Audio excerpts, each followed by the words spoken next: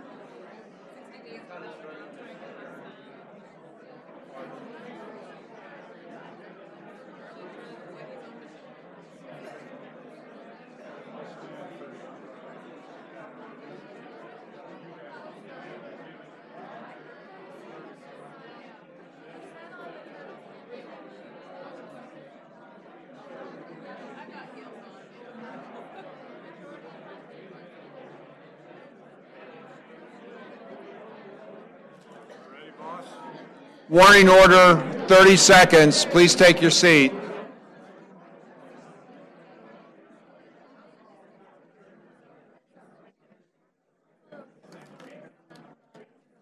Please take your seat.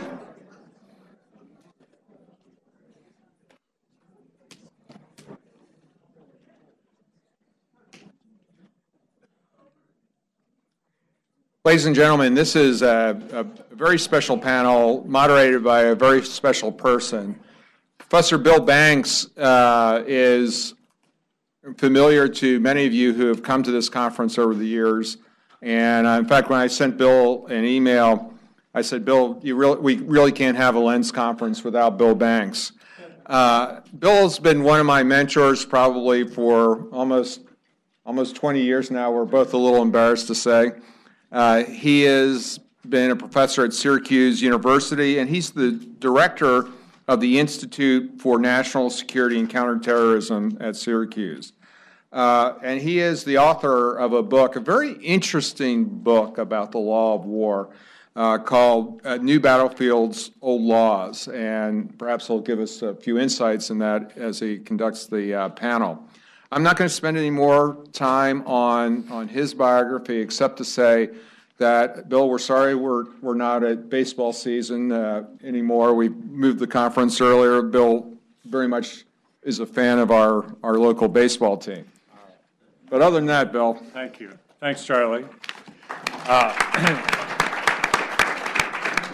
I actually came here to talk about a basketball game from last week.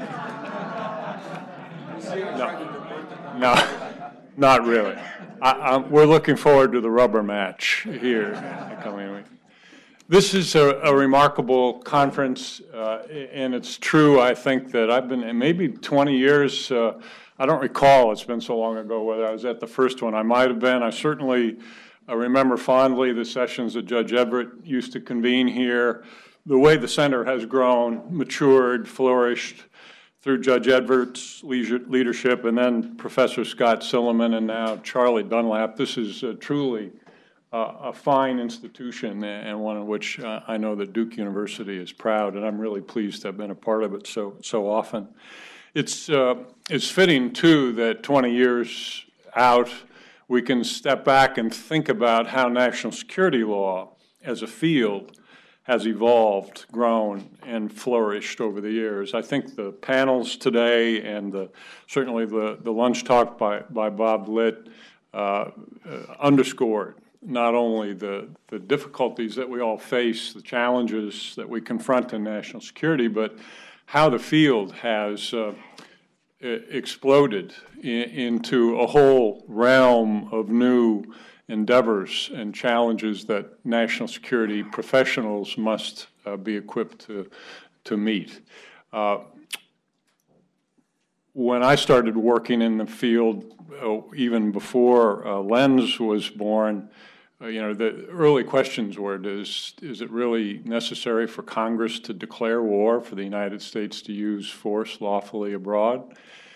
Now those questions seem almost prosaic. We haven't had such a discussion in a long time. And you can see from today's discussions the kind of things that we do talk about. It's a much more difficult enterprise than it was 20 years ago. And places like LENS have helped us stay abreast of that.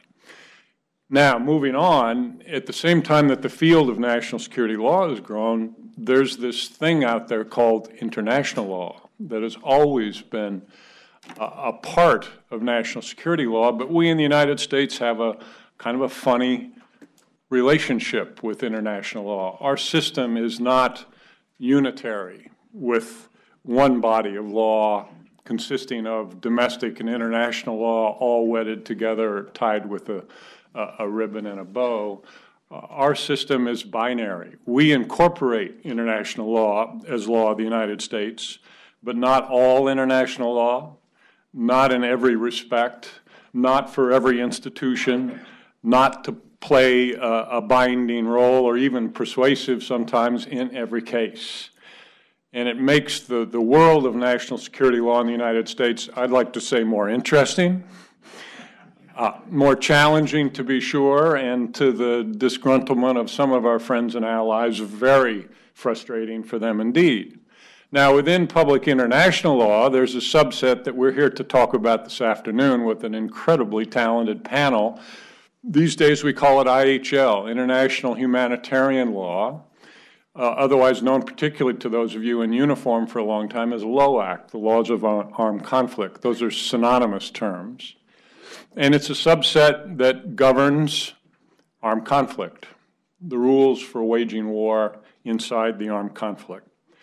That field itself, 20 years ago, would not have been a central part of a national security law conference.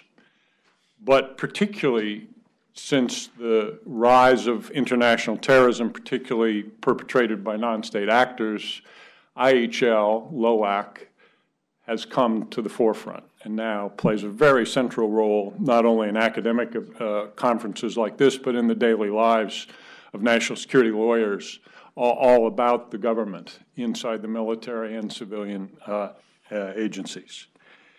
Our government has not always reacted happily to developments in international humanitarian law or more generally in public international law. In fact, I was thinking this morning when I listened to the distinguished panel of federal judges here, well, our courts have sometimes been welcoming of international law as a normative basis for a decision in our courts, and sometimes not so welcoming. It's a mixed bag. Our Congress has sometimes embraced international law principles, including IHL, and at other times have erected firm barriers against their imposition. And similarly, the executive has sometimes been a champion of public international law and IHL principles, and at other times has distinguished our way as a somewhat different way than what many of our allies regard as public international law. So today we have three different variations on IHL from experts who have a broad range of talent in this field. We're going to talk a bit about drones, we're going to talk somewhat about cyber, and then we're going to talk about something that Professor Korn calls precautionary measures. And at the end of their presentations, we'll certainly have ample time for a conversation with each of you. I'm going to introduce all three panelists very briefly, just from their bios, and we're going to go right across the room. First with Andrea Prasow, who is at Human Rights Watch. She's a senior advocate there, where she leads advocacy urging executive and legislative branch officials in Washington to implement national security policies that respect internationally recognized rights. Prior to Human Rights Watch, Andrea was at the Office of Military Commissions. She was assistant counsel for a name that many of us know, Salim Hamdan, in the only contested commission trial to date. Before that, she was at the Paul Weiss law firm in New York City, where, in addition to representing corporate clients, she also served as habeas counsel for 10 Saudi detainees at Guantanamo Bay. Her work there took her to Bahrain, Yemen, and Afghanistan. Her degrees are from the University of Toronto and Georgetown University Law Center. Next to Andrea, Professor Sean Watts, who's at Creighton University Law School, which also has a very good basketball team, where he teaches a range of subjects in this area, including constitutional law, federal habeas corpus, law of armed conflict, international criminal law, and military law. He also is a reserve instructor at the Military Academy in the Department of Law. He's taught in a similar capacity at the University of Virginia School of Law. He's provided law of war instruction at many institutions in government agencies. He works, I think, generally in the area of emerging forms of warfare. What an appropriate niche for today's panel. Sean is uniquely qualified to speak to us about cyber today because he's been a member since 2010 in something called the Talon Manual Project. Many of you have heard of it. The Talon Manual was a response to the attacks in Estonia, but has attempted with great success to achieve, as Sean will describe, something of a manual for lawyers in trying to understand the application of the law to cyber warfare. Sean will describe that. Sean has been involved in a number of activities related to cyber, including the continuation of the Talon project. Finally, certainly never least on any program, Professor Jeff Korn, who's the Presidential Research Professor of Law at South Texas College of Law in Houston and retired Lieutenant Colonel in the United States Army. In the Army, he served in the Senior Law of War Expert Advisor position and Tactical Intelligence Officer in Panama, Supervisory Defense Counsel for the Western United States, Chief of International Law for U.S. Army Europe, Professor of International and National Security Law at the JAG School, and Chief Prosecutor for the 101st Airborne Division. Jeff has been an expert witness at military commission proceedings in Guantanamo, at the International Criminal Tribunal for former Yugoslavia, and in federal court. He's a lead author of books, including The Law of Armed Conflict, an Operational Perspective, The Laws of War, and the War on Terror, and co-author of The Principles of Counterterrorism. Let's begin with Andrea. Thank you very much. It's a great privilege to be here. I'll start just briefly letting you know, for those of you who don't know, what Human Rights Watch is. Human Rights Watch is a non-governmental organization headquartered in New York, but we have offices in 46 countries and we cover 90 countries around the world. And we're a non-governmental organization that takes no money from any government, which we believe allows us to be independent. We hold states to account to their international legal obligations, whether under international human rights law or more recently in the last 15 to 20 years of our work to IHL as well, where it applies. And because we cover the entire world, I like to think that's part of why the U.S. government pays a little bit of attention to what we do. Our human rights analyses of other countries frequently make their way into the State Department country reports. If you're interested in those, just yesterday, the latest update was released. So we do hope that the U.S. government pays a little bit of attention to our commentary as well. When I started law school in September 2000, this field of national security law looked nothing like what it looks like today. I was in law school on 9/11, and I was studying international human rights law in January 2002 when my professor put on the screen photos of these men in orange jumpsuits who had just arrived in this new place in Guantanamo Bay. As a law student then, I could not have imagined that I would spend so far, essentially my entire legal career, working on those issues. And I say that particularly for the students in the room, just to note that, one, you cannot imagine what the legal practice will look like 10, 15, 20 years down the road, but two, that these areas, which I think those of us in the room think are incredibly exciting, both factually and legally, intellectually challenging, there is a way to make a career in this field. It's hard, but attending conferences like this is a great way to start. So we're looking at sort of the path forward, and I think to do that we need to look back a little bit. The first question I would flag when we're talking about drones, this is a panel about IHL, about the laws of war. Why are we talking about the laws of war when we're talking about drones? Many of you may think that's an odd question. You may just assume that the laws of war apply, drones are being used in the context of an armed conflict. But I would like to challenge that assumption. That's something that Human Rights Watch has challenged several times publicly in writing, and our executive director testified before the Senate Armed Services Committee last year. We've corresponded with the Secretary of Defense calling into question the armed conflict model.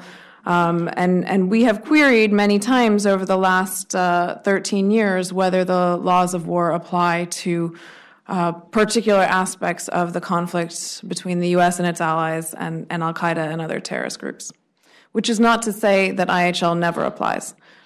We've raised a lot of concerns about when it applies, for how long, where, and then if it does apply, whether it's being followed, whether the U.S. is living up to its obligations.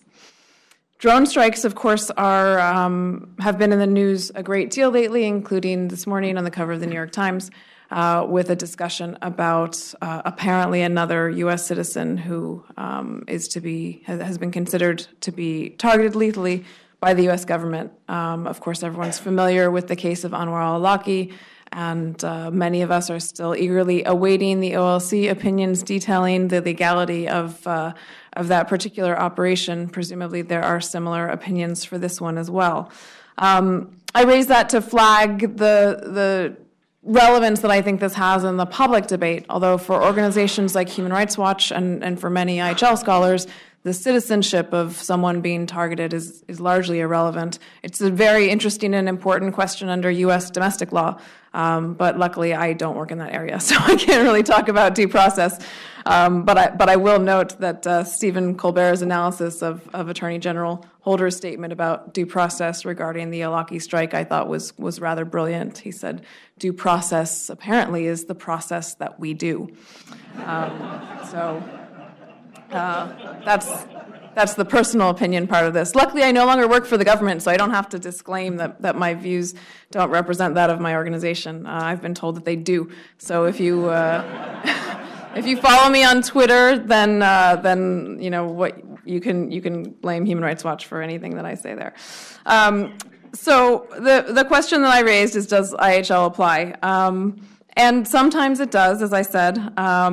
Drones are used in Afghanistan by U.S. and allied forces frequently. I don't think anyone has challenged their use there. Drones and other methods of targeted killing have been used in Pakistan, in Yemen, in Somalia, and in a smattering of other countries, I believe, based on reports. I don't think we have any sort of formal confirmation. There's some allegations about the Philippines and a couple of other places. The primary area right now where drones are used outside of the recognized armed conflict in Afghanistan is Pakistan and Yemen. One important thing to note, at least with respect to when I talk about drones, is that Human Rights Watch and many other groups don't have a problem with drones as weapons. I don't believe there's anything illegal about a drone per se. Now, separately, Human Rights Watch has launched an exciting campaign to ban killer robots, fully autonomous weapons which can make their own independent targeting and execution decisions. That's a different story, and that has to do with the legality of certain weapons. Those of you who've studied IHL know that some weapons are prohibited, blinding lasers, and there are certain things that you just can't use legally. Drones are not that. Drones can be used legally and are frequently in actual armed conflict situations. But the concern that we have is both whether they are being used in an appropriate context and also the tremendous amount of secrecy and lack of accountability that surrounds drone strikes and other targeted killings. In October, Human Rights Watch released a report on targeted killings in Yemen. I say targeted killings here because not all of the killings were conducted by drones. Some were by drones, some were assisted by drones, and one particular case we documented was a really tragic case that involved cruise missiles launched from a ship that deployed cluster submunitions. In that case, which was in an area called Al-Majla in 2009, 41 civilian Bedouins were killed because of this cluster munition strike located in relatively physical close proximity, but not immediate proximity to intended targets of that strike. And it's because the weapon, one that we consider to be unlawful, cluster munitions, it's because that weapon was deployed that so many civilians were killed in that particular strike. To the U.S. government's credit, we are not aware of any cases of cluster submunitions being used since then. So we released this report in October documenting 6 specific targeted killings in Yemen. It's very difficult to document these cases, as you might imagine. To begin with, the U.S. government doesn't acknowledge any of them. It's a little bit difficult to do research in Yemen. It's not impossible, but the physical location of a lot of these strikes was outside of our reach. The way we do work in that sort of situation is that we bring people to us in a relatively safe location and take testimony there, collect evidence. People will bring us pieces of weapons that we can examine. And if you're familiar with our work, Human Rights Watch has a very vigorous analysis, not just our legal analysis, but our factual analysis. So I didn't do the research on that particular report, but my colleague describes people bringing to her pieces of weaponry and saying, look, a U.S. drone killed my family. And she says, well, that came from a Soviet MiG, and the U.S. doesn't use those. So, we would not consider that to be conducted by the U.S. government. And we have weapons analysts on our staff who are able to help determine where weapons are coming from, what country has the capacity. The Yemeni Air Force also conducts airstrikes, and we know what weapons they have, so we can analyze who we think the likely perpetrator is of a particular strike. So the legal framework governing targeted killings in Yemen is a little bit complicated. It depends who you ask to find out what law applies. The U.S. government has said for many years that it is in an armed conflict pursuant to the authorization for the use of military force from 2001 with the Taliban, Al-Qaeda, and associated forces. And that armed conflict takes place in a variety of locations. The U.S. has also raised the specter of self-defense, which is a different legal framework and one that I don't think is as relevant to this conversation now, and one that Human Rights Watch doesn't opine on. We don't take positions on states' right to engage in armed conflict. We think that allows us to do an objective analysis of all parties' conduct in a particular conflict. So what we don't accept as an accurate understanding of the law is that there is such an armed conflict with members of Al-Qaeda wherever they may be. We don't accept that the non-international armed conflict, which is taking place in Afghanistan right now, includes members of Al-Qaeda-affiliated groups that have come into being years after 9/11 in different countries with not a clear connection to the actual armed conflict taking place in Afghanistan. What we do think, however, and is clear objectively, is that Yemen is engaged in a non-international armed conflict of its own, and that it looks like the U.S. has become a party to that conflict. Now, the U.S. government doesn't say so, and it doesn't say so for very good reasons domestically. There's no domestic legal authorization for the U.S. government to be engaged in a war in Yemen. None of you voted for that. None of your members of Congress voted for that. So I think that's put the government in quite a bind. I think that as a factual matter, the U.S. is engaged in an armed conflict in Yemen, but it can't really admit that it's engaged in that war. So what we did is we said, well, if IHL applies, let's examine these strikes. IHL, as many of you know, allows the taking of human life in a variety of circumstances. Human rights law does as well, but in very, very narrow circumstances. In a war, people can be killed. That's just the basic framework. So we analyzed these strikes under that framework, and we found unlawful killings of civilians in a number of cases where the U.S. either failed to sufficiently distinguish between combatants and civilians, which is an obligation under IHL, or where the number of civilians killed was so disproportionate to any perceived military objective that strike was unlawful. We found that there was no public acknowledgement of these killings. The only targeted killings in Yemen that the U.S. government has ever acknowledged are those that have killed U.S. citizens. Yet hundreds of Yemenis have been killed by these strikes, and the U.S. has not acknowledged its role in their deaths, whether lawful or not. We also found that the Yemeni government provides some compensation to civilian victims, but very little. It's haphazard and it's very political. That report was very well received, and then that was late October of last year. On December 12th of last year, there was we believe, U.S. drone strike in Yemen that struck a wedding convoy and killed 12 people and injured 15 people. Just last week, we put out a short report updating our analysis. And in that analysis, we raised the same issues that we did in our October report, but with a new very important component for U.S. lawyers, which is the president's policy that he outlined in May of last year at his speech at the National Defense University, which was that the U.S. will not engage in lethal action unless there's a near certainty that civilians will not be harmed.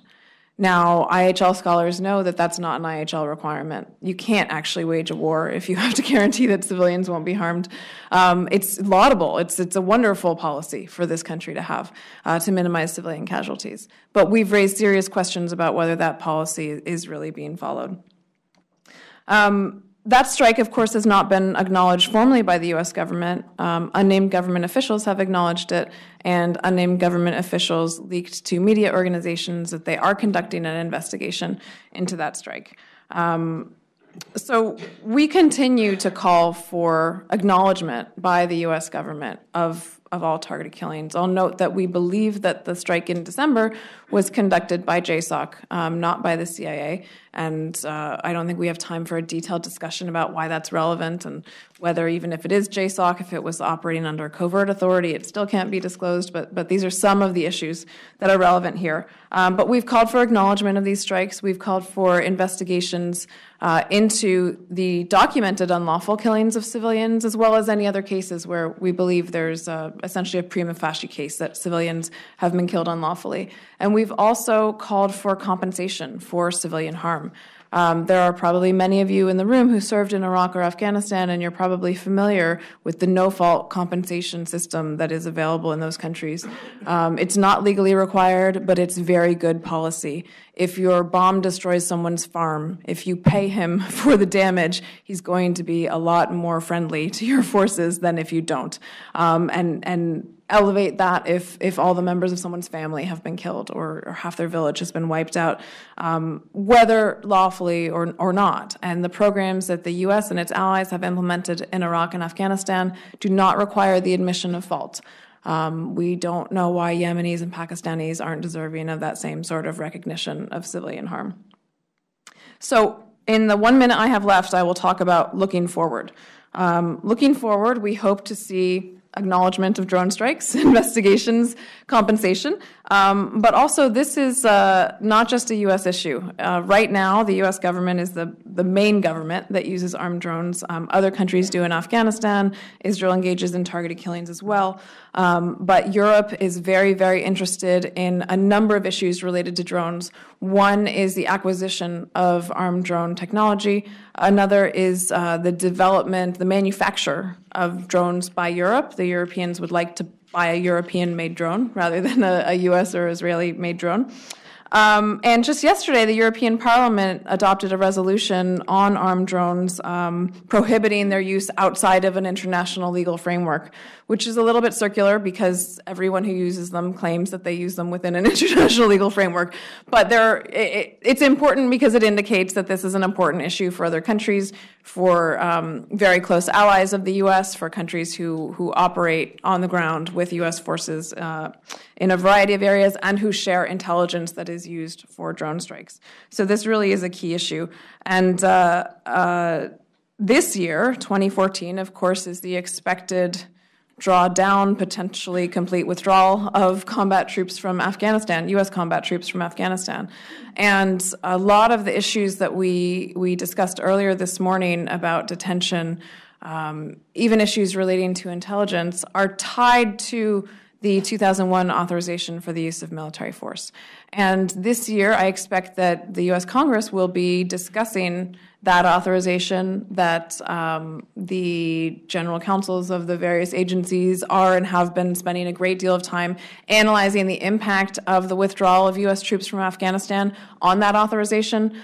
If the war that we recognize in a particular geographic place in Afghanistan is no longer taking place, what are the legal authorities related to detention, related to targeted killings, related to certain justifications for intelligence collection?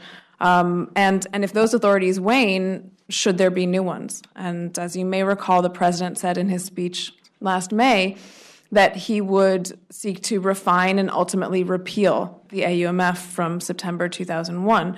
Would he sign a new one for Yemen or for al-Qaeda in the Arabian Peninsula or for transnational terrorist groups of a kind that we haven't seen yet? I think that remains to be seen. I think the answer is no this year, but things change by the minute. So I think we have no idea what threats we may face, what action may occur, and what Congress may be inspired to seek. So that's what I see coming up in this year and the years ahead. And I look forward to your questions and comments. Thank you. Thank you, Andrea.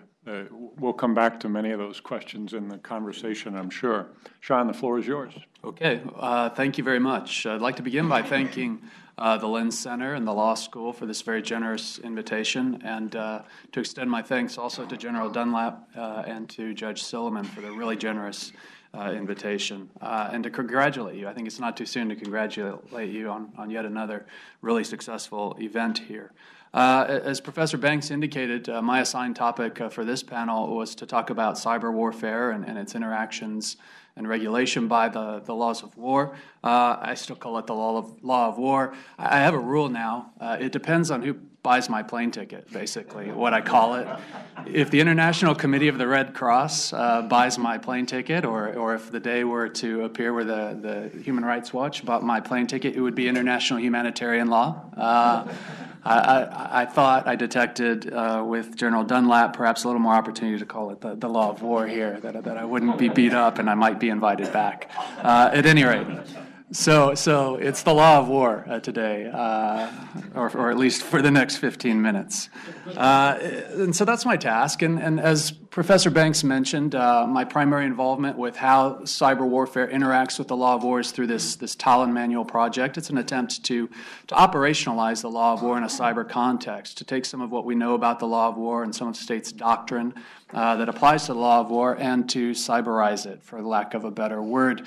I'd love to take you through it, but I don't think I have the time to, and I thought it better maybe to thinking about the title of this conference, if I did something slightly different. What I think I'll do instead is think about cyber and the law of war and how it might be shaped in the future. So I'll do this sort of past to present to future arc that I see this body of law traveling. And if Mr. Litt was correct, I'm sure he was, in his observation that front-running political decisions is not a career enhancer in his line of work.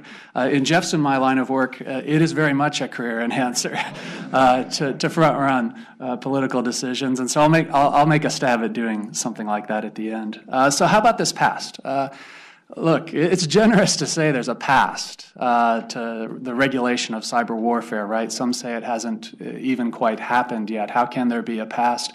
But if there were to be a past, if you were to indulge me, I would say that past dates probably to the 1990s. It's a time where practices are beginning to emerge. There are rumors of practices, rumors of capabilities, and legal analysts begin to put together some thoughts. If there is a general strain to these thoughts, I think it's that cyber warfare is something sui generis, that this is something we've never seen before. It is so novel. Old ideas, old paradigms of law are never going to work, and we've got to do something entirely new here. They're grounded mostly, I think, in these conceptions of cyberspace as being something entirely virtual. It is ethereal. It is metaphysical. You can't touch it. You can't find it. It doesn't really exist anywhere. It's as much a part of our imagination and our ideas as it is something that actually exists, that's simultaneously not real and real. And so I think this is where some of these ideas of cyberspace as this law-free zone, this zone that has not yet been regulated by international law, begins to take shape. Those ideas are engaged, of course, in the late 90s, and guys like Mike Schmidt, who's at the Naval War College now, and Gary Sharp, who's in the DoD, form some opinions that I think run counter to that, but they're preempted. 9/11 happens, unfortunately for cyber warfare, and steals the spotlight. If this debate was emerging and gaining ahead of steam, I think 9/11 did a little bit to curtail it. Law of war guys like myself get a little distracted. Things like detention and military commissions seem a little more pressing and more interesting, and we divert our attention. So the debate goes a bit dormant for a while. So that's what I guess I would say about the past. The present, okay? If it had gone dormant, I think it's awakened by events like the Estonia event of 2007. So Estonia suffers a massive distributed denial of service attack that shuts down their banking sector, shuts down significant portions of their economy for a while. Not long after that, the Stuxnet virus, which was alluded to, I think, earlier in or worm rather, the Stuxnet worm, is alluded to in one of the earlier questions, gained some public attention, and so maybe cyber warfare is back, getting the attention it might deserve and getting the legal analyses and legal debate that it probably deserves in the context of the law of war. I'll just, in this present case, mention two developments that I think are important. The first relates to this appreciation or this idea of cyber warfare. If previously notions of it being something ethereal or something very virtual had prevailed, in the present and beginning in 2007, there are serious efforts based largely on a broader technical understanding and appreciation of how this stuff really works to undermine that thinking. That maybe it's not so ethereal as we thought. Maybe it isn't metaphysical. Maybe it's actually quite real. These views begin to prevail, and so we begin to think of the internet and cyberspace instead as a collection of things, chattel of states, property belonging to persons, and not something that defies explanation or understanding. That's based on technical understandings. The second thing is related. The second development that I think it reflects a majority view today, and that is it flows from the first, which is, well, look, if it's real, then existing laws can apply. That states exert sovereignty over cyberspace, that states exert jurisdiction over the persons who conduct actions in cyberspace, and maybe our existing laws aren't entirely deficient. And maybe this isn't sui generis. Maybe this requires tweaks rather than major shifts in our thinking and application of the law of war. And so this very much is the tenor or the general theme of the Tallinn Manual, which was mentioned earlier. The majority conclusion of the 16 or so authors of this book or contributors to this book was that, look, like them or not, most of these rules really can be applied to a cyber context. They may require tweaks or slight changes to our understanding, but overall, this is an area of operations for states that can be regulated by existing laws and existing norms.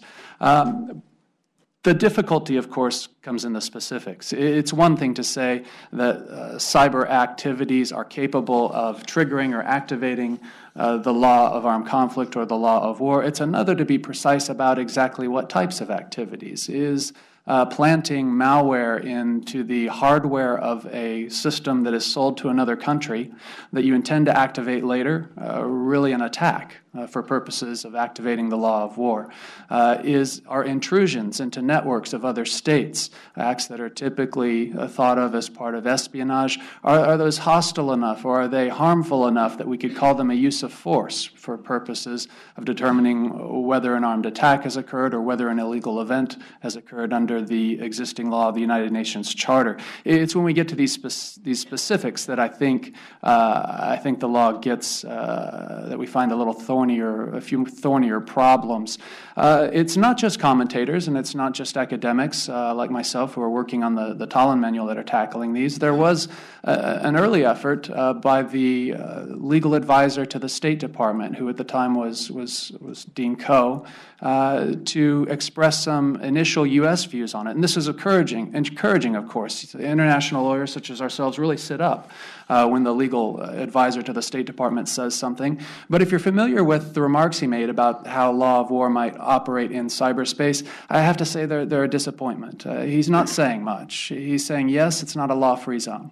He's saying, yes, there are probably some cyber incidents out there that could manage to activate the protections that operate in the law of war. But we're awfully short on specifics, and I think the effort that I'm involved in today to do a second version of this Tallinn Manual will be an effort to lend a little more clarity to those questions than the Tallinn Manual was able to. We've reduced the size of contributors so that may make consensus a little easier. And secondly, we've expanded the scope of the manual. So we'll be looking at things below this threshold of the law of armed conflict. We'll be looking at things that may be more appropriately termed espionage or cyber crime. But if you're looking for answers and solutions from states generally, or particularly from the United States, you're going to be disappointed, I think, today. The future. Let me just close with some thoughts about the future. Is it likely we'll see clarifications from states?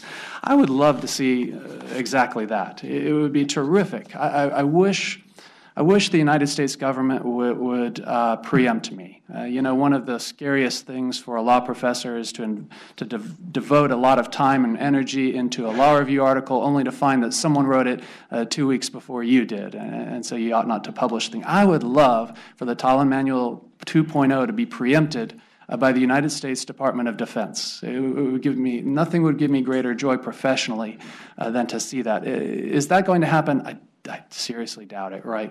I think we've arrived at a level, the United States government, I suppose, have arrived at a level of comfort with legal ambiguity. And in my closing minutes, I want to challenge that. I'm not long enough in the tooth, I guess, to have any firsthand experience with this period of the development of the law of war. We may have a few international lawyers in the room who are old enough, if they'll admit to it. But I always envision as a student of the history of the law of war, this period where there really was an active debate about this stuff, where states were actively engaged in the development of the law of war, where no development in the law of war went unchallenged by states if they disagreed with it, where these really rich developments of the law, such as you find in the 1956 Army Field Manual on the Law of War, 27-10, where there was this vigorous back and forth between non-state actors and state actors, between military participants in the development of the law of war and civilian participants in the development of the law of war, between European contributions to the development of the law of war and North American contributions to our understandings of the law of war. And I may be over-romanticizing it, I may have it wrong, but if I look back at that period, I do sense, if not entire parity, at least a pluralism that I don't think is there today. Well, what do I mean by this today? If you look at how the law of war is developing now, my sense is it's developing somewhat differently. Jeff and I were involved in a case that was tried at the International Criminal Tribunal for former Yugoslavia. The decision in the case at the trial level was 1,300 pages? At least, yeah. I'm trying to give those guys a break. An immensely long opinion that frankly had and announced views on the law of war and views on targeting that were directly at odds, ran perfectly counter to accepted views by the United States and a number of our allies. And that 1,300-page opinion really drew a shrug, it seemed, from some of these states. Similarly, the International Committee of the Red Cross, for whom I have an immense amount of respect, in 2006 published a 4,000-page study on the customary international law of, as of course they call it IHL, but we all know it's the law of war. The response from the United States government, anyone familiar with this? A 28-page letter. focus not on the substantive conclusions of that study, but rather on its methodology. They think maybe their method for interpreting custom is a little off, a disappointment, to be sure. There are other developments. There are, of course, that I could go through. There are shelves and shelves now of European PhD dissertations. The law of war, as I sense it today, is running away from us. By us, I mean, United States law of war scholars and perhaps government officials, and boy, this worries me. Now, the question is whether this can be fixed, whether it will be fixed, especially with respect to, if I can loop back now to cyber. I don't see it now. Now, why is that? It may be that this has been deliberated and this is not negligence. I seriously doubt it's negligence. I do think at some place, some office, some place in the U.S. government, someone is deciding we just don't want to be on the record here, that our interests are better served by ambiguity, that flexibility comes from not making our views especially known, that we won't respond to every report or every statement or characterization of the law for fear of being pinned down. That's possible.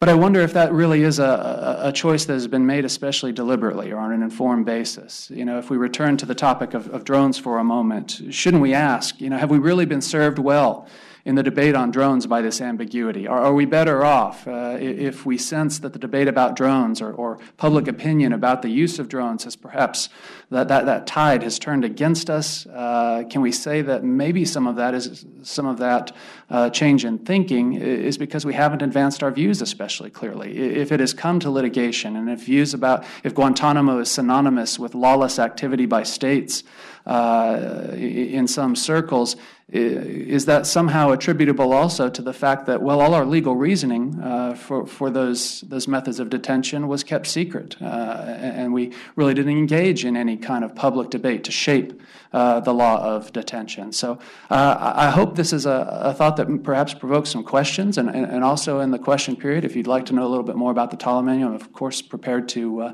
answer those as well, but thank you so much today for your attention. Perfect. Thanks, Sean. Jeff, you're up. Thank you. I'd also like to echo my friend Sean's thanks to Duke and especially to General Dunlop, whose email said, I've been waiting for a while to get you here, and now I got here. Although I'm cold, it was 80 degrees in Houston when I left, and now I'm freezing. So I like the idea of putting it back during baseball season. I'd like to pick up right where Sean left off. Sean mentioned his concern that the law may be getting away from states. Whether the law is getting away from states or not is an interesting debate, but the reality is, and I think we all know this, that law will be a pervasive influence on the conduct and the critique of military operations for the indefinite future. I mean, the notion that a small group of experts will have an interest in this and they're the only ones who are going to look at it and will do these operations, and there might be a little flash of concern that's ever going to come back again, I think is gone. What I want to focus on is if this is going to be a reality, are we obsessing perhaps a little too much on the substantive prong of the law and sacrificing attention to the procedural prong? And so this is an article that I'm trying to develop, and the basic focus of the article is the undervalued benefit of process as a precautionary measure.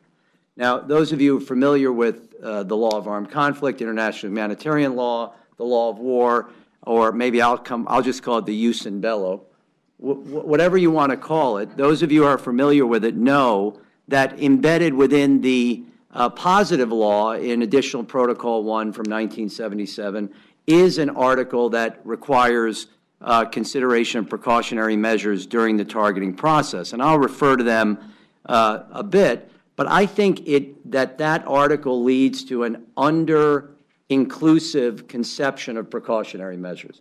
In my view, the process of preparing for war, the process of decision-making in battle, the process of accountability for mistakes are all precautionary measures, and they're undervalued, and I think there are some explanations for why they're undervalued.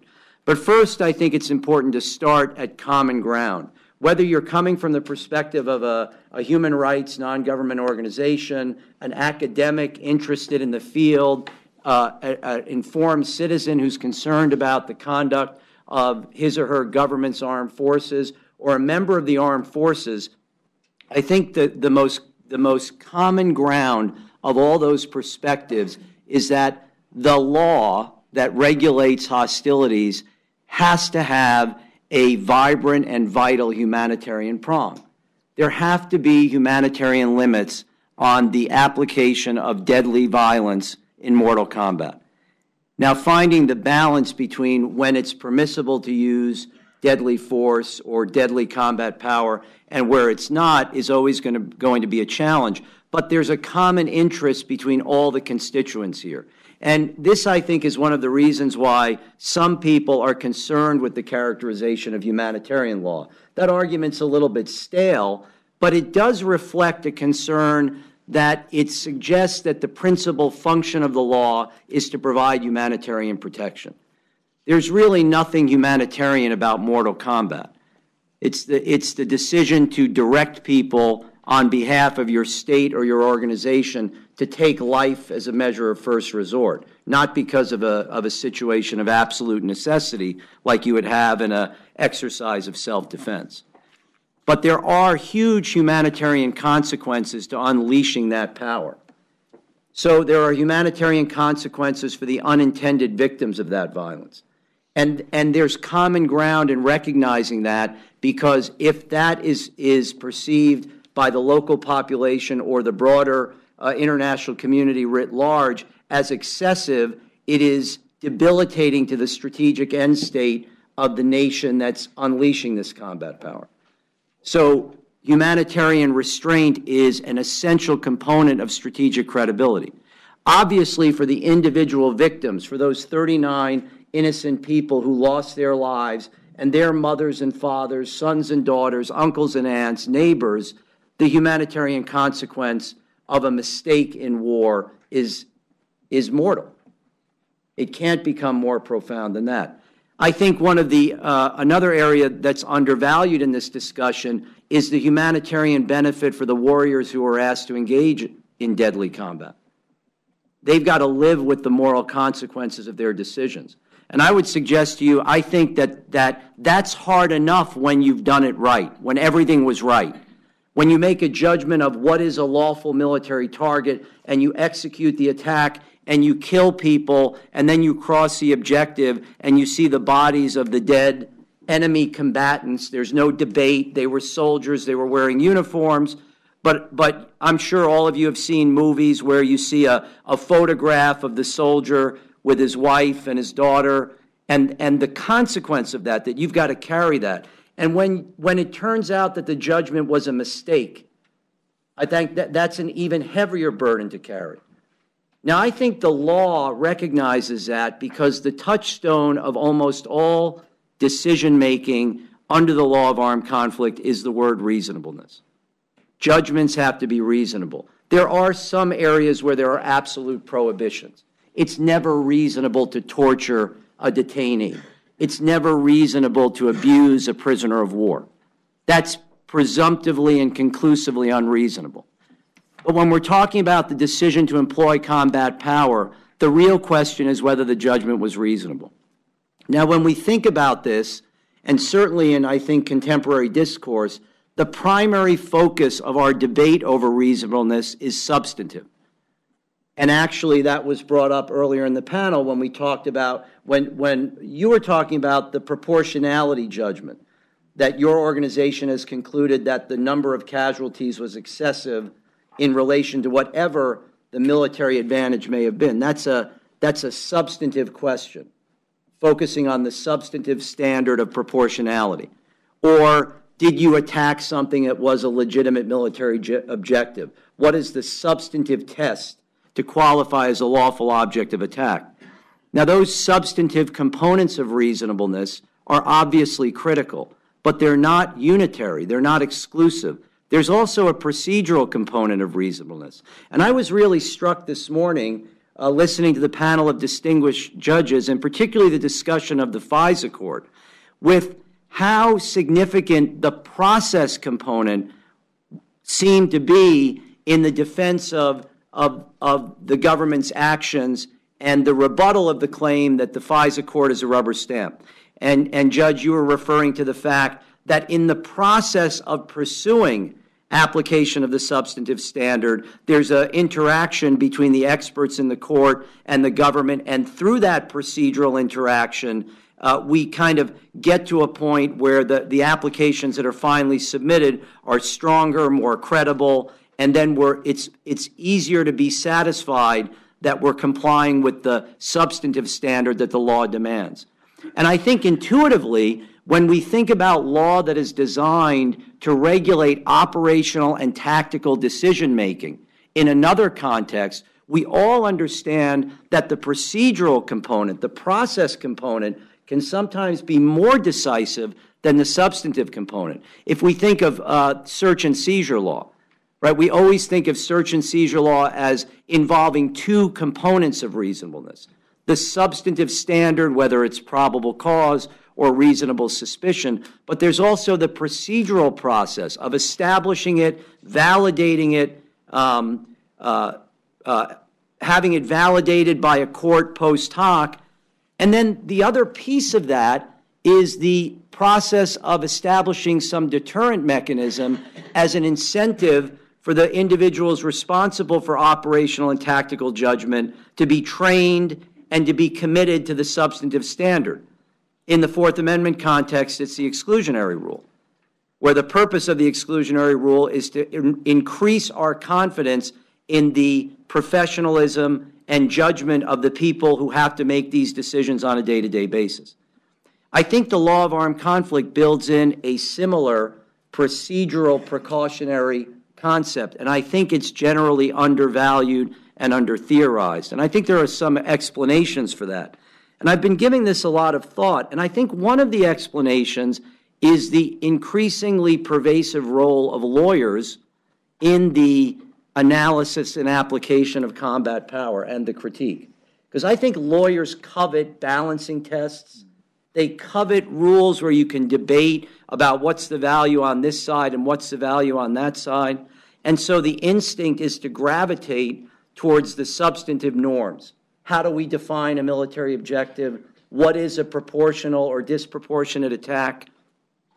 But I think in reality, in the application of combat power, the precautionary measures can actually prove more protective to the ultimate humanitarian objectives of the law. If the common ground is to mitigate to the greatest extent feasible the unnecessary suffering caused by the deliberate application of deadly combat power, then think of how process plays into that role. And I'll just use two examples. Let's look at the test. Oh, before I get there, I think another factor, and this goes to one of Sean's points, is that the process of post hoc critique, particularly in the context of criminal responsibility for battlefield judgments, will inevitably gravitate towards the substantive standards. And so if you were to look at the key portions of that Godovina judgment that Sean was talking about, the portions of the judgment that seem so troubling are what appear to be the court's, I can't say misunderstanding because I don't think they misunderstand it, their interpretation of the substantive standard of proportionality or the rule of military objective. In fact, when we did a roundtable of military law experts that looked at the process, what I found really striking was that, or looked at the judgment, what I found really striking was their instinctual focus on the process that was used to get to those judgments. Did they gather all the information they could gather? Did the commander have a lawyer on his staff who could review the orders, or were the orders issued in a manner without legal review, which might explain some of what we could call sloppy terminology? Place the city of Caneen under attack, where a lawyer reviewing that would have said, place the military objectives in the city under attack. So if we look at just two examples of why I think going forward we have to place more emphasis on process, at least as much as we do on substance, and maybe more. Let's take the concept of military objective. The test of military objective deliberately gives very broad parameters to the commander. And when we get in debates on how to define a military objective, beyond the kind of res ipsa loquitur examples, right? A kindergarten's not a military objective and a tank is. Well, we don't need to write that in the rule because that's somewhat intuitive. Where it gets hard are the dual use objects, and you cannot come up with an exclusive list because they're always going to be contextual, driven by the situation, driven by the needs of the commander and the mission. And so arguing constantly over the definition is going to tend to be circular. But if we think of precautionary measures, if we think of the process of targeting as a precautionary measure, think of the value that that produces in mitigating the risk of error. Have you gathered enough intelligence? Have you gotten the best information you can under the circumstances?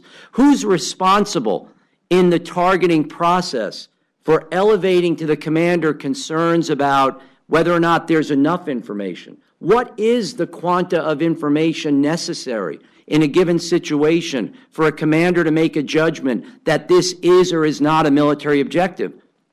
We all agree that the commander has to make a reasonable judgment. But I defy you to identify any standard in the law that indicates to the commander this is how certain you must be before you decide this is a lawful object of attack.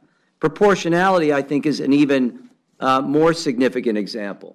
Because if we get in a debate over what's excessive, then it requires us to consider the value of the loss of innocent life or the harm to innocent life or property versus the value attributed to the attack. So one concern I have, Andrea, when you say that your organization determines that this attack violated the rule of proportionality, if the objective, the strategic or operational objective of the attack is not disclosed, if it's classified, what's on the other side of the scale? How do we know what the value was of the target that we may have been attacking that led to this collateral damage or incidental injury? And so we can, and this was prominent in the Godovina case as well. How do you assign these values? I think for commanders, that's incredibly amorphous. And I don't think the process of establishing arbitrary benchmarks solves this problem, because all that does is highlight the fact that the judgment is incredibly complex. So you might have a rule of engagement that says if you anticipate killing more than 10 civilians, you've got to elevate the judgment up a level of command.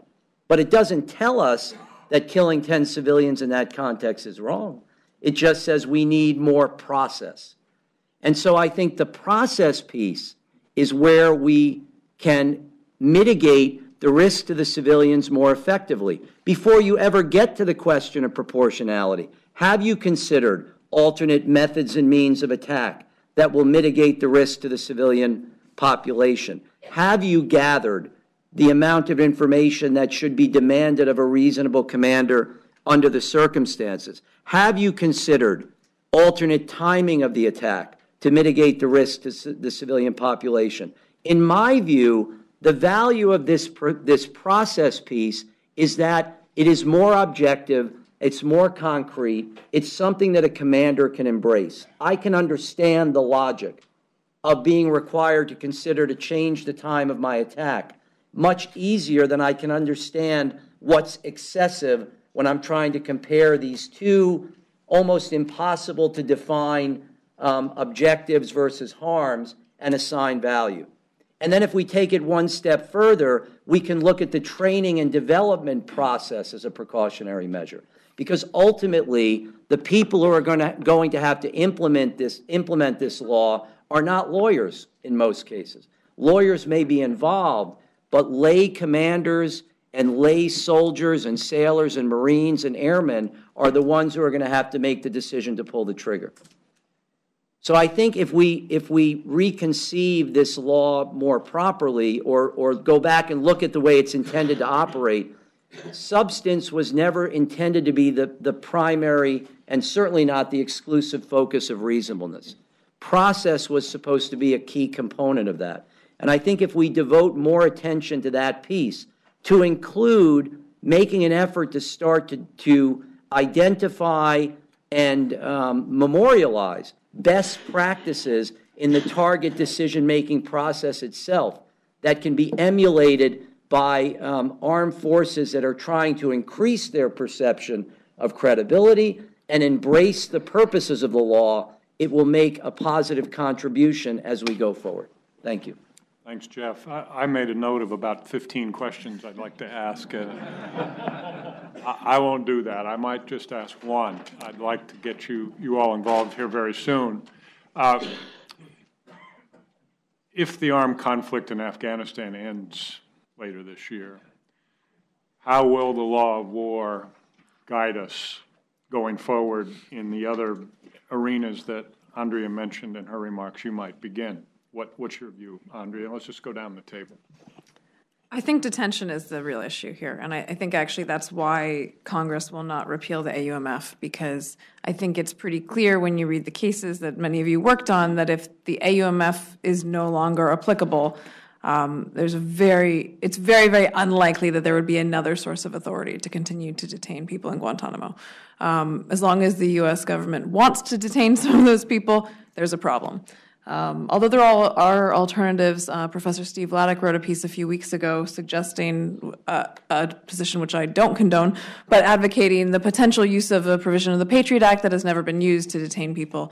That would be an alternative for people who think it's more important to repeal the AUMF than to stop detention. So I think detention is sort of the big issue that we'll be facing first anyway.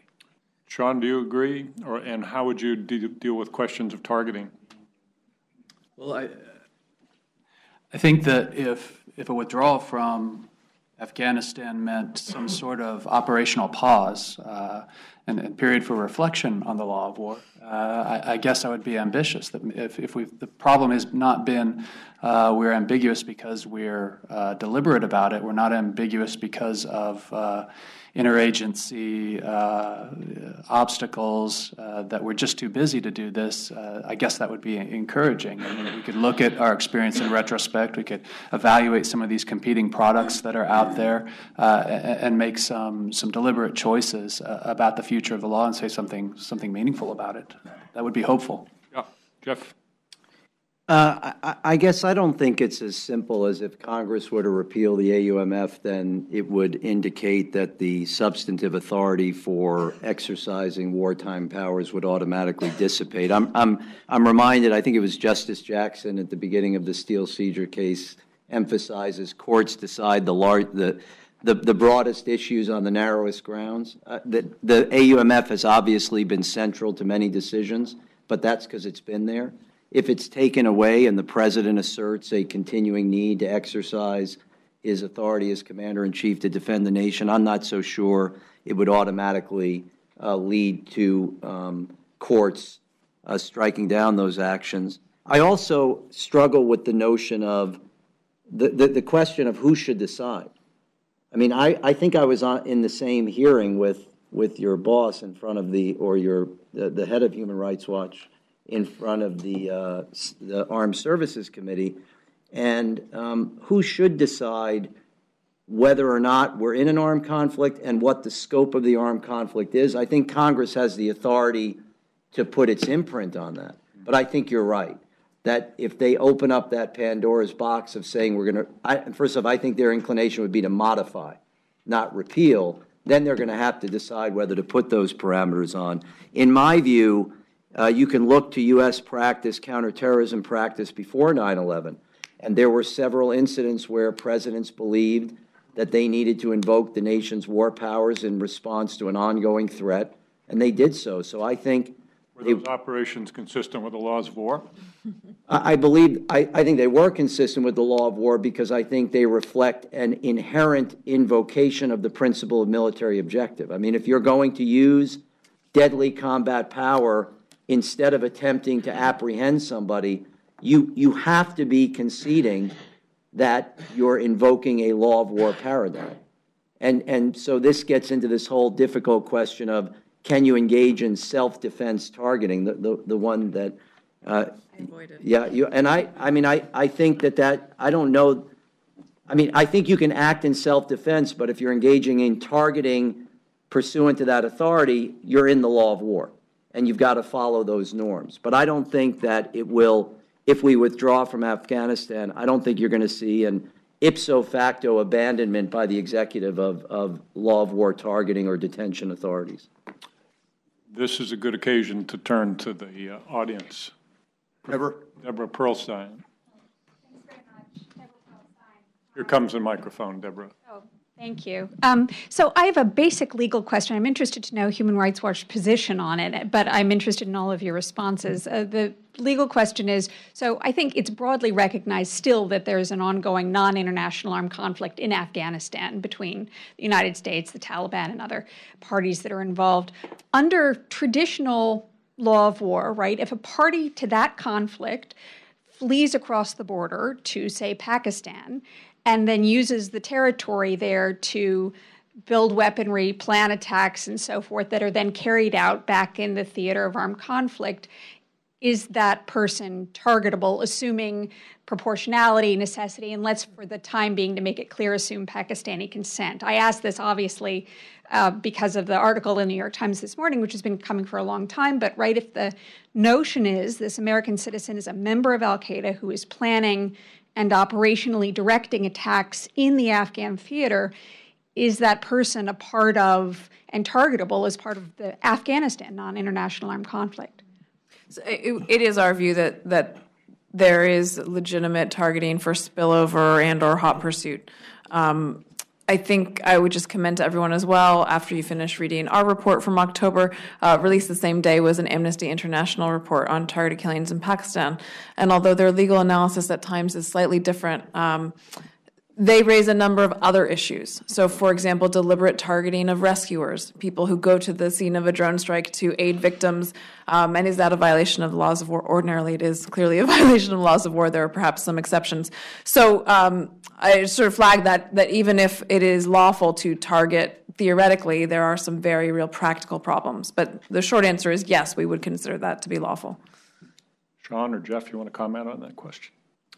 I just struggle with the underlying premise, which is you've put a geographic box on an accepted or recognized armed conflict. To my knowledge, you cannot identify a war, be it international or non-international, in contemporary history, where the scope of the conflict was not dictated by the nature of the threat and the perceived operational or strategic needs of the state responding to the threat. So I agree. There is widespread consensus that there's a NIAC in Afghanistan, but I think from the United States perspective, there's another NIAC going on, and that's not necessarily confined to Afghanistan. Obviously, we depart on this point, but I just think that there is it's at best lex ferenda to say that there's a geography of armed conflict.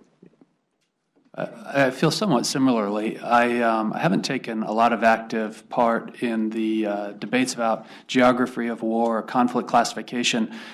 As an outsider, though, I've become a little frustrated with them. This dialogue seems to have taken on a life of its own, that we try to figure out what kind of conflict it is and where it is for its own sake. And I think we lose sight of the instrumental nature of these rules. These rules are instrumentalities for targeting decisions that are made, and I sense some departure from the focus of the law and if you'll excuse it, Jeff, the substantive rules that it brings along with it when we focus too greatly on this geography of war. I do feel similarly to Jeff about some of the futility of this exercise. I think back to a time before I was a lawyer when I was in a tank battalion. We would always remind ourselves, look, the enemy has a vote in what happens out there, and the enemy has a vote on where the armed conflict takes place when he dislocates from what some might regard as the traditional battlefield.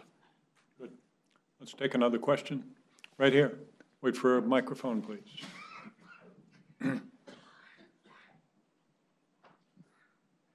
Hi, my name's Sarah Tischler. I'm a student here at Duke. I'd like to thank the panel very much for coming here today. It's been wonderful to listen to all of you. My question is for Professor Korn. I thought your remarks were fascinating, especially focusing on the procedural side of things. You mentioned several things that you'd like to be seen implemented on that side.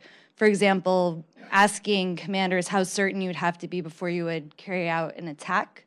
My question is, if lawyers are going to be writing those standards, what's to prevent them from saying you have to be reasonably certain? And, arriving at the same problem that you've already identified. Yeah, first off, thanks for the nice comment on my presentation. At least that's one person. I think that anybody who's engaged in this, in contributing to the evolution of the law, and one of the undeniable realities of the last 10 or 12 years is that the circle of people who are influencing the evolution of this law has blossomed out significantly and will continue to. And I think that's not a bad thing. I think that's a good thing.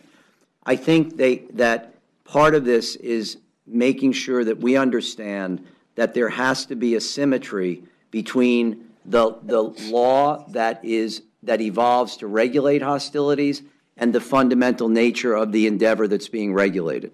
Because that, to me, is itself a precautionary measure, because it's what makes the warrior embrace the legal standards.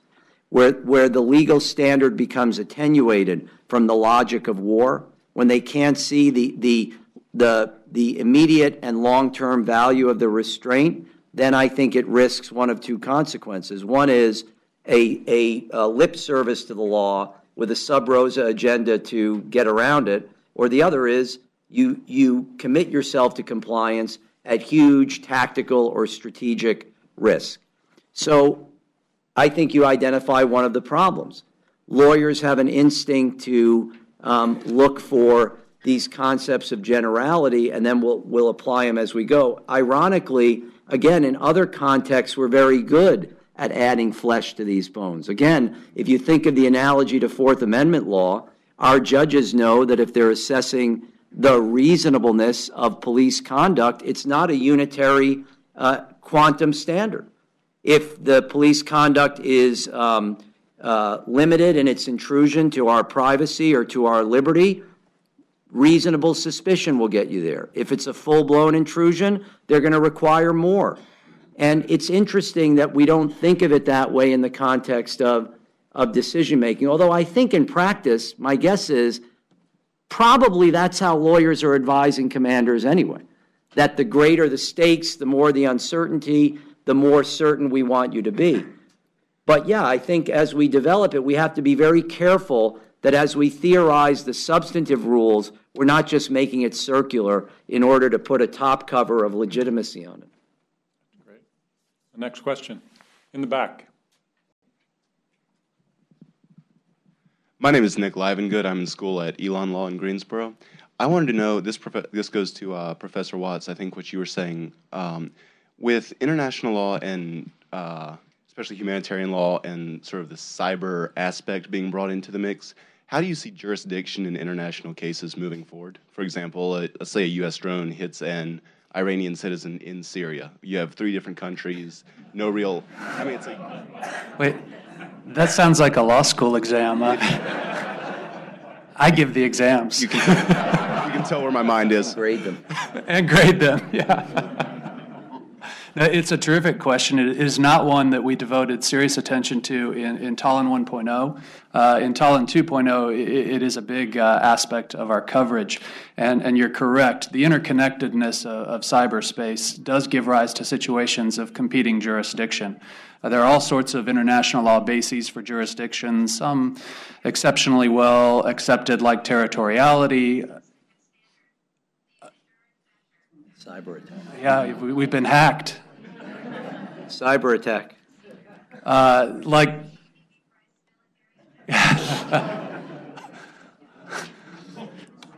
Does anybody have a drone? Is that Mr. Jackson? All you had to do is raise your hand if you wanted to answer the question.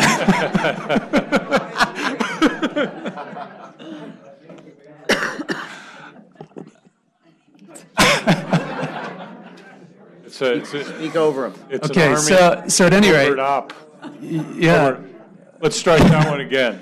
there are all sorts of bases for jurisdiction. Some are widely accepted, of course, like territoriality, and then acceptance becomes less and less, I guess, universal or wide as you go to theories like passive personality and so forth. But you're absolutely correct that in cyberspace we see increased potential for competitions of jurisdiction between states. If you're asking, do I think that states will, in view of that, commit things to a greater extent to international tribunals, then no, I don't think so. I sense overall a feeling of tribunal fatigue. If you look to some of the threats on the African continent of withdrawing from the International Criminal Court, I don't see a significant increase. Certainly not one that is motivated by operations in cyberspace in the jurisdictional grant to these tribunals. No. Great. Next question. Yes, sir. Ms. Red Scarf.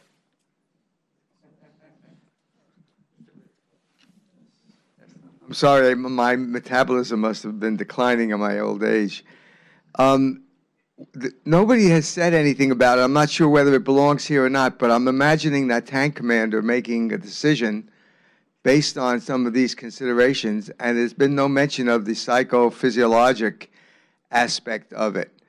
Like the idea that my life is in danger right now, and am I likely to check? Yeah, I'm not going to. My estimation of what is reasonable is likely to be altered by that. Well, I actually think that from certainly not from a decision-making standpoint, but from a moral standpoint, that's the easiest problem, because if you are in immediate danger of unlawful violence, you could make an argument that under either a human rights law framework or a humanitarian law framework, your use of deadly force in response is justified. I think what's much more morally challenging and legally challenging is employing deadly force on order against somebody who does not present to you at that moment an immediate threat of death or grievous bodily harm, or of your colleagues. What all these military people would call status-based targeting, where my decision to employ deadly force against you has nothing to do with what you're doing at the moment. It's based solely on a presumption that's triggered by my identification that you belong in a certain group. And it was not a lawyer. It was not a lawyer who wrote in a classic book called Platoon Leader after Vietnam that one of the greatest challenges of a combat leader is leading subordinates through the moral abyss of mortal combat. That his job was to take them through an inherently immoral process and bring them out morally whole. And that's my point about the intersection of all these interests. The military commanders, I think, have a paternalistic interest over their subordinates, that they want them to preserve their morality in this very difficult situation, and the humanitarian limitations of the law serve that interest. They might not understand it that way, but if they don't understand it that way, we ought to ask ourselves why.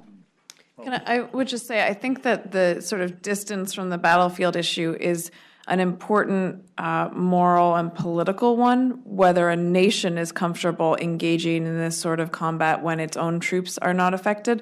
On the personal level, I've heard a drone operator talk in really horrific detail about how intimate the experience is of operating a drone. Drone operators spend sometimes a tremendous amount of time surveilling their target before they engage, and they know their patterns of life. And he described in particular watching a victim of a drone strike that he authorized or implemented dying by having he severed an artery, and the time it took him to die was relatively lengthy. And watching all of this on the screen was particularly difficult for this operator. So I think if I can extrapolate from one person. I think that on the individual basis, I'm not sure there is as much of a risk, but I think the broader political question about a nation engaging its resources when it isn't, this guy sitting in Nevada or wherever it is, I think that's where that issue is particularly relevant. Sean? In teaching the law of war to various audiences, one of my favorites was what we called at the Army JAG School the solo course. These are senior leaders who are about to take battalion or brigade command. And I would ask them some of the same questions that I'd ask our young judge advocates and mid-career judge advocates about proportionality. I would throw data up. I would throw information up about an attack. And every single class, in almost every case, these very senior combat leaders were much more careful about the application of the use of force. I was far likely to get a show of hands that, yes, that's a good attack, I would order that attack, than I would from a room full of lawyers. And strangely, because there are law students here, I'll say I present the same questions to my law students. They're the most trigger-happy people in the world. They scare the hell out of me. But I'll close with this. For some really interesting psychological and moral perspectives that I don't think you can do better than Colonel Grossman's book on killing and the psychological process of soldiers employing lethal force. It's a fantastic read. Another question. I saw a hand up here. Yes, young woman. Yes. Hi, my name is Luisa Slocum. I go to American Law School. And this question is primarily for Andrea, but anyone else as well. I'm taking a class in IHL. And as one of parts of the class, we read, I think, a very short study by the ICRC on types of NIACs particularly, and how different fact patterns sort of fit into them. And the big conclusion being that the war on terror is not a NIAC. And so I guess my question is, do we need a new type of armed conflict classification? And regardless of that, what are the implications for classifying the war on terror as a NIAC or making a new type of armed conflict? Well, my feeling about this issue has always been that as a lawyer, I want to apply the law. So I want to find the law adequate, and even if it's not, I don't really have a choice. You take what you have. I think that the gentlemen we heard from this morning certainly have faced that. You deal with the law that you have. I think there could be tremendous benefit to the international community to have the Fifth Geneva Convention, but that's never going to happen, or certainly not going to happen anytime soon.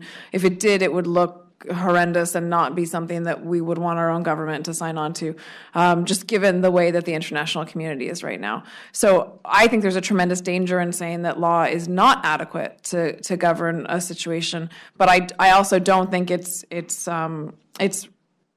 realistic to deny that the law has had to bend and stretch and accommodate situations that were not contemplated when it was drafted. And that makes things hard. And it means that very reasonable, smart people can have disagreements. And we've seen that over the last decade plus.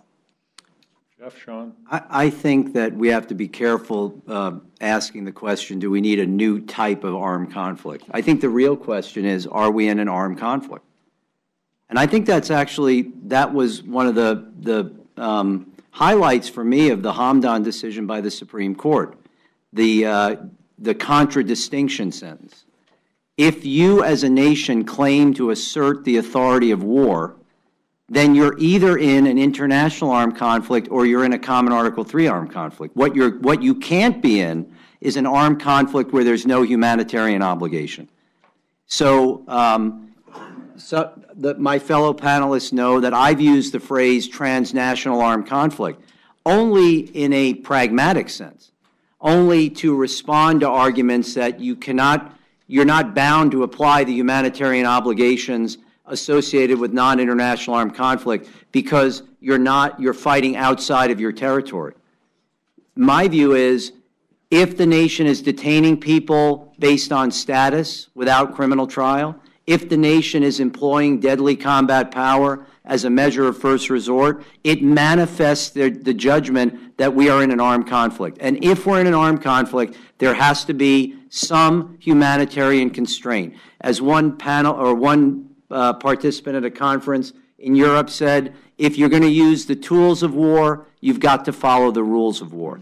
And what I find really interesting about that ICRC report you read is if you had read that report 15 years ago, there would have been two types of armed conflict. It would have said international and internal. So even the ICRC is recognizing that the characterization of conflict has to be more pragmatic in relation to the strategic realities of the nation's use of force, to the point now that they're willing to acknowledge that governments like Mexico or El Salvador fighting internal armed criminal gangs may in fact be involved in armed conflict. 20 years ago, I think that would have been incomprehensible as an interpretation coming out of the Red Cross.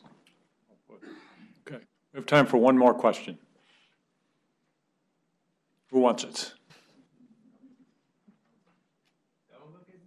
All right. I'm not.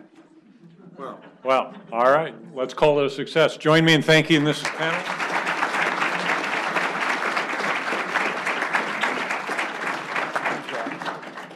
Well, ladies and gentlemen, that was really a very interesting panel. This is an area that I flatter myself thinking I know a lot about, but, you know, it's always good to get humbled by a panel like this where I have really learned a lot. Very, very innovative thinking going on. And Andrea, it's always good to hear you. We don't always agree on everything, but I almost hate to say this, but she's convinced me of more of her view than I've done. But I did like the last part about the drone operator and all that. Okay. So we're going to take a break, and then we're going to come back, and we're going to have a presentation on sexual assault in the armed forces, a little bit different than maybe what you've heard elsewhere.